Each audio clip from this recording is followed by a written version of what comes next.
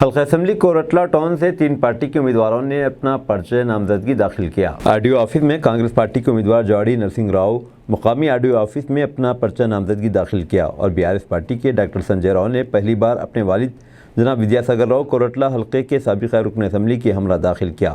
Bharatiya Janata party की जानिब से आज डॉक्टर एन वेंकट कोरटला के उम्मीदवार धर्मपुरी अरविंद के लिए आरडीओ ऑफिस में पर्चा नामजदगी दाखिल किया। आइए देखते हैं कोरटला से मोहम्मद यूनिस की ये रिपोर्ट। నమస్కారం। ఇవాళ నామినేషన్ వేయడం జరిగింది।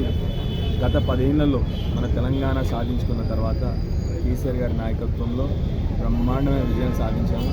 కనీవిని ఎరగని గ్రోత్ మన తలసరి ఆదాయం కానీ మన స్కూల్ ఆదాయం కానీ కనీవిని ఎరగని గ్రోత్ వచ్చింది మనకి।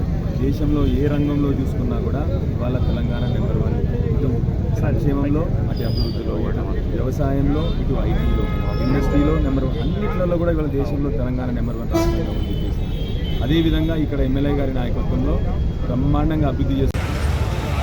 ధర్మపురి అరవింద్ భారతీయ జనతా పార్టీ అభ్యర్థి అయిన ధర్మపురి అరవింద్ గారి నామినేషన్ మేము వేయడం జరిగింది।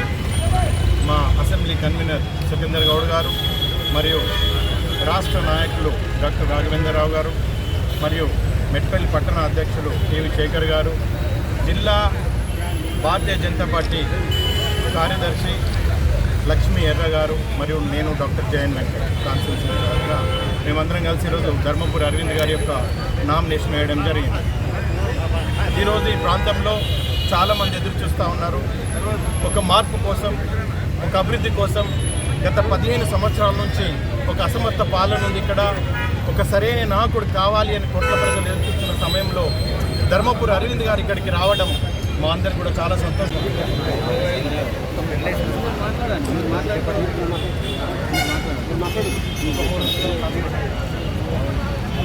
ఈరోజు కాంగ్రెస్ పార్టీ అభ్యర్థిగా నేను నామినేషన్ వేయడం జరిగింది।